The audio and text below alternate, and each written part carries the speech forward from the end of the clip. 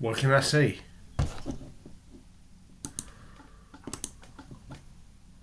But I want to say something that in response to this. Remember, don't believe you, don't believe Don, don't believe me, don't believe TVN, don't believe the church. Go to the source. If you go to the source, if you say, Jesus, I need you. I've never believed in you and I don't know if you're real, but Jesus, I need to know if you're real. Will you come into my life? If you do that, and if you mean it from your heart, and if you sit there and wait, and don't get all frustrated and get impatient and stuff like that, but just say, Jesus, Jesus, please come into my life. If Jesus is real, why do you have to wait? Why doesn't he come to everybody immediately? I've been a rotten person. And I don't know why you touch a piece of filth like me, but please, Jesus, come into my life. Which is what I did. He will come. You know. How about the people? I could bring you up a list of people who prayed something like this. And Jesus never came. What did he have to do? You have to keep on praying until he eventually comes. Does he make some people wait even years before he comes? If he's real, why does he not come to everybody immediately?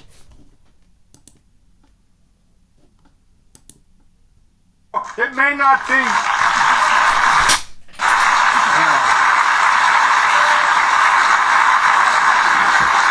Why didn't you do that before your experience?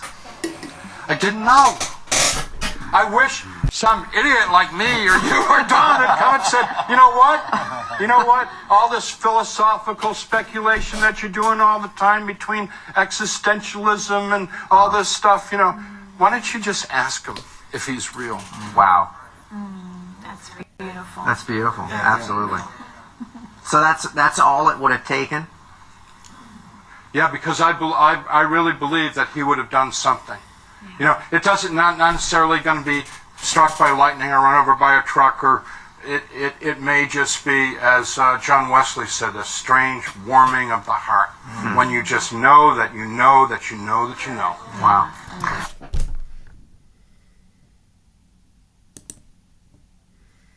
That man was an atheist professor who in 1985 he died in the Paris hospital, had a near-death experience, and he came back a Christian. Keep in mind everything he said and compare it with what this man right here says.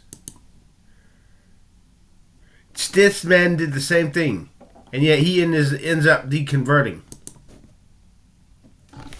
Very difficult situation, but at the end of the day, I went down with a few other boys in that school, and I took what he said seriously. And when I took what he said seriously, and I went down and I asked Jesus into my heart, and I was like, please, forgive me, the whole nine, doing the altar call, so to speak. I meant it. I never not meant it. By the way, I just want to say this up front. I can't tell you how many altar calls I've gone to in my life.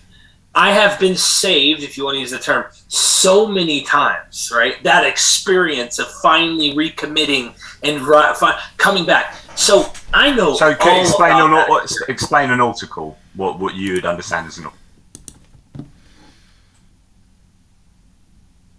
Well. Perhaps that to me is a red flag. But listen to what he says at the beginning of his video. This is Derek Lambert. He was a Christian and he deconverted. The kind of person I am, my personality, if I was born in Saudi Arabia, I would probably have become an imam or something legit. I'm not actually guessing on that. I know for a fact I would have moved on up to something of that sort. I'm glad I live in America, though, because even though I am Christian, was raised Christian, they still allowed the freedom to kind of examine the faith, and the difficulty to do that in a region where they don't really, that being born in this Christian household really put me into that kind of that particular religion. So are you saying that you as a personality type are prone to you've got an addictive person born into How, as I was getting up in age, we were really, really young when they lived. My younger brother. Right. Yeah. So there you are, growing up in a changed in your life. What would be your life? I think well, I was raised in an alcoholic family. My father being an alcoholic, and his personality type is extreme. Right. He was, there's a reason he was Green Beret in the Special Forces. Like, he went all the way, close quarter combat, verbal, things like that. As the trauma in my life and having to kind of make it on my own in a way where mom can't live at school, the Bible to you at this private school. It's a Christian private school. And this guy gave like this sermon one time. And it was like a really emotional, triggering type of sermon. And he touched on lies and the difficulties in life and things. And I actually listened for once. When I go to church with mom as a little child, mom would bribe me with Golden Corral, which is an all-you-can-eat buffet. And I'd lay on her lap and fall asleep. Sometimes I'd go to the kid area to go play soccer outside, but sometimes I'd just lay in her lap and go to sleep because this guy is boring as all get out. I don't care about what he's talking about. But you'd hear things, you're subconsciously picking things up over time, and you're just laying there and you're just, this is it. Well, that day that message got preached to me in 6th grade, I knew that I had lied before. And there was a shame and a guilt there. But don't worry, there's a Father who's in heaven who is better than any earthly father. There's a Father who will never let you down. There's this kind of parent that you always wanted. And my dad is my hero. I did my 12th grade project. It's like the whole 12th grade project on him being my hero. I was just going to ask actually earlier what your relationship was with your dad, because the inference was that he may have had some obviously issues with alcoholism, a bit of verbal whatever. Get on with the experience. I always looked up to Dad, and I was always there, and I always tried to forgive him, black out, and do things and say things for a long time. So I had to go to a father, and I had an experience. But, I had an experience. The same, I just want to say this for the Christians out there who might come across this.